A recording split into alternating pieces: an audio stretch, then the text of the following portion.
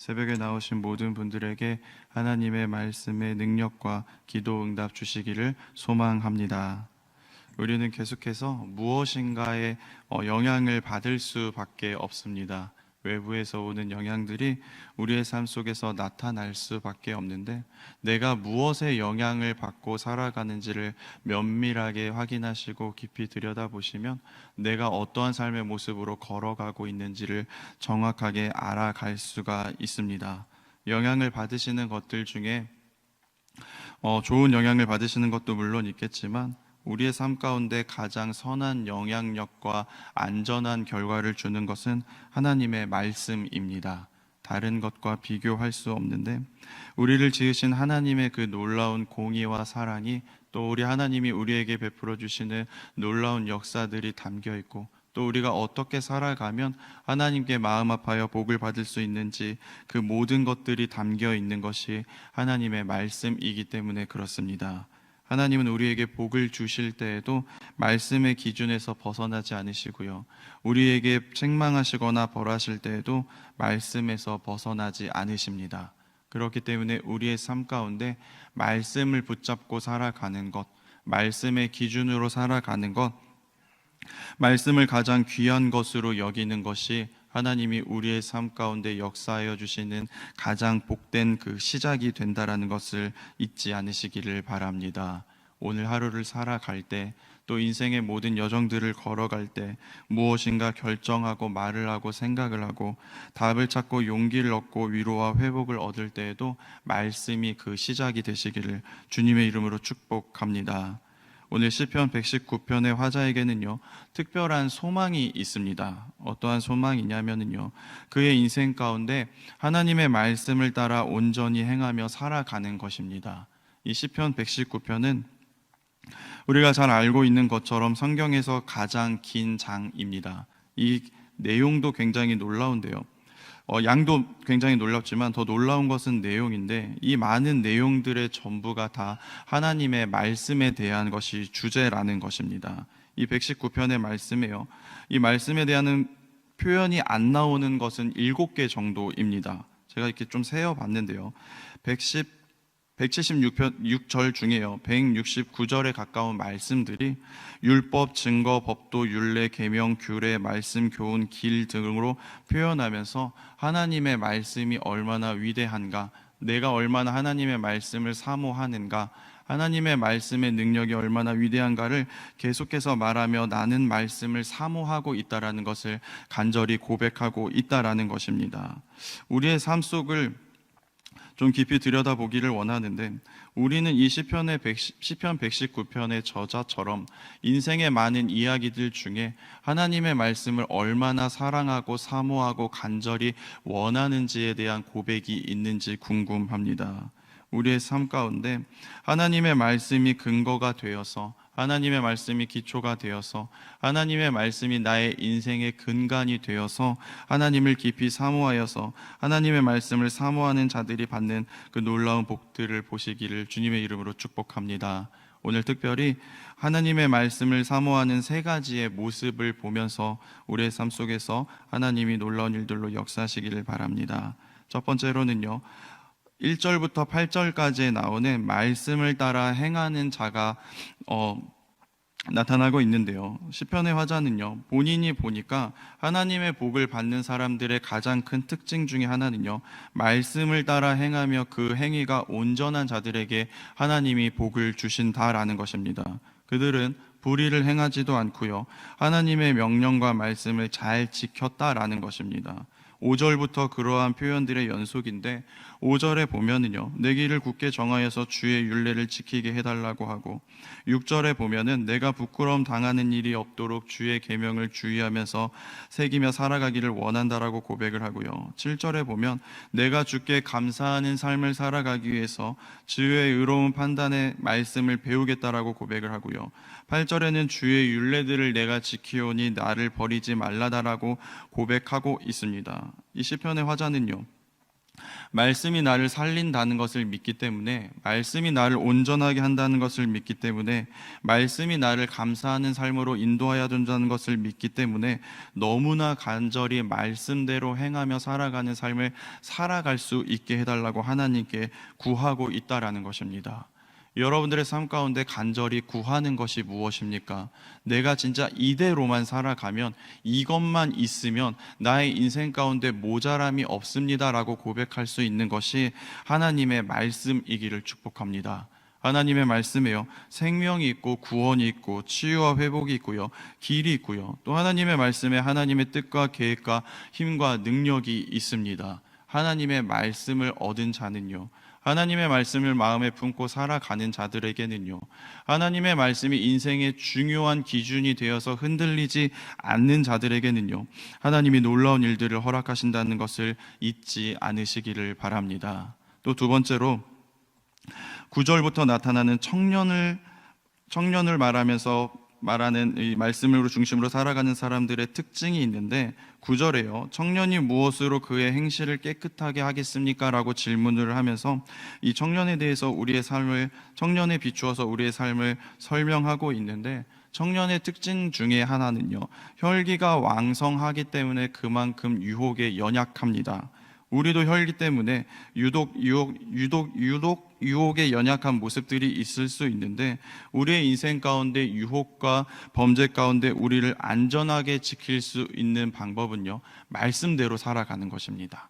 말씀이 우리의 삶을 지킨다라는 것을 믿으시기를 바랍니다.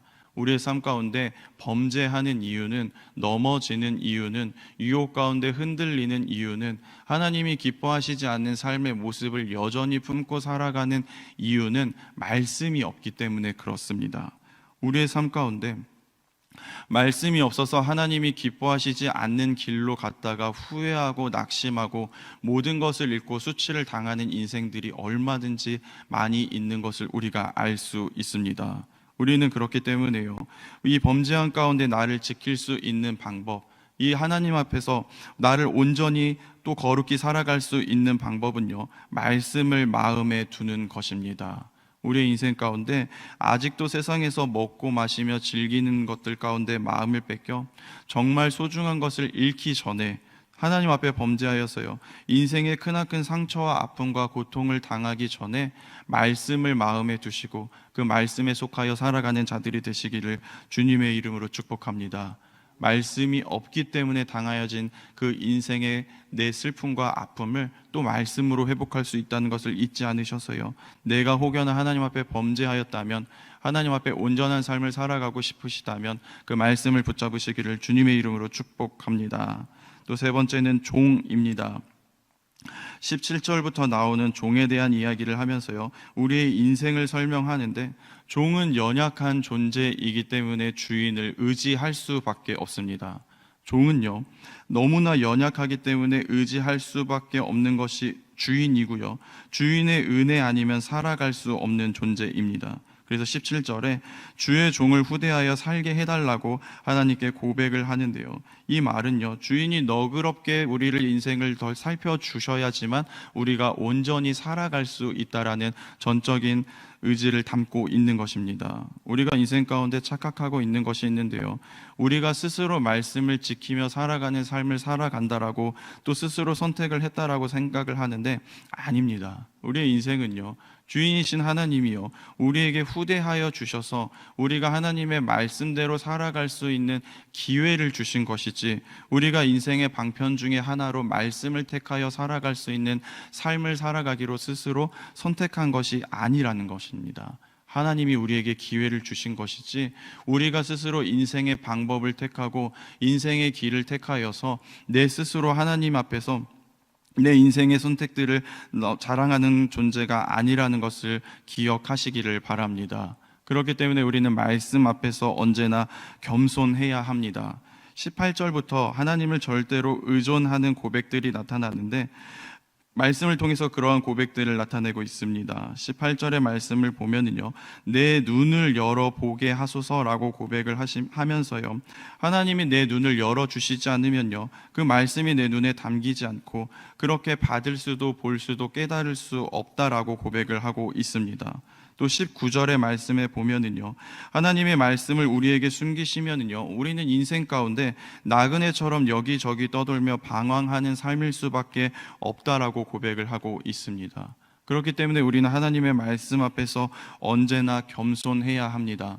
하나님이 우리에게 말씀을 주시지 않으면, 깨닫게 해 주시지 않으면, 우리의 인생 가운데 말씀을 더하시지 않으면 우리는 여기저기 떠돌며 방황할 수밖에 없는 삶인 것을 잊지 않으시고, 하나님 앞에 언제나 겸손하여서 20절의 표현처럼 마음이 상할 만큼 하나님의 말씀을 사모하는 삶을 살아가시기를 주님의 이름으로 축복합니다.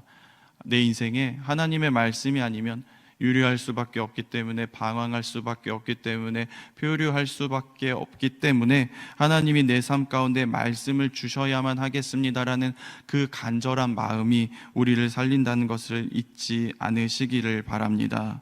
오늘 119편의 저자는요, 24절까지요, 내가 혹은 나로 시작하는 말이 15절이나 됩니다. 그런데 더 깊이 보면은요, 그런 나를 움직이는 것, 그런 내가 소망하는 것, 그런 나를 온전케 하고 살리는 것은 하나님의 말씀이라는 구조를 가지고 있습니다. 그러니까 우리의 삶 가운데요, 내가 중심이 되어 살아가는 것처럼 보이지만 그 안에 나를 정말 움직이고 중심이 되는 것은 하나님의 말씀이어야 한다는 것입니다. 오늘 하루를 살아가실 때 내 안에 하나님이 주시는 말씀이 분명하시기를 바랍니다.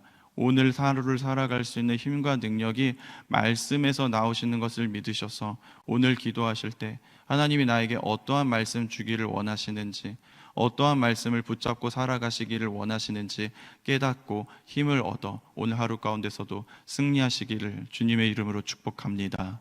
기도하겠습니다. 하나님, 우리의 인생 가운데 하나님이 말씀하시지 않으면, 하나님이 우리를 말씀으로 인도하시지 않으면 하루도 온전할 수 없음을 고백합니다. 우리의 인생의 소망이 하나님의 말씀대로 살아가는 것, 하나님이 기뻐하시는 대로 온전히 행하는 것이 되게 하여 주시옵소서. 말씀이 귀에 들리게 하여 주시고 마음에 담기게 하여 주시고 삶으로 나타나게 하여 주셔서 오늘 하루를 살아갈 때 하나님께 칭찬받고 승리할 수 있는 저희 한 사람 한 사람이 되게 하여 주시옵소서. 예수님의 이름으로 기도합니다. 아멘. 하늘에 계신 우리 아버지, 아버지의 이름을 거룩하게 하시며 아버지의 나라가 오게 하시며 아버지의 뜻이 하늘에서와 같이 땅에서도 이루어지게 하소서. 오늘 우리에게 일용할 양식을 주시고 우리가 우리에게 잘못한 사람을 용서하여 준 것 같이 우리의 죄를 용서하여 주시고 우리를 시험에 빠지지 않게 하시고 악에서 구하소서. 나라와 권능과 영광이 영원히 아버지의 것입니다. 아멘. 오늘 하나님이 주신 말씀을 붙잡고 기도하기를 원합니다. 오늘 하루를 살아갈 수 있는 그 놀라운 능력이 있는 말씀을 우리에게 허락하여 주시고 더 나아가서 그 말씀대로 하나님이 기뻐하시는 대로 행할 수 있는 저희들이 되게 해달라고, 하나님이 능력을 주시라고 우리 주여 한번 외치고 함께 기도하도록 하겠습니다. 주여.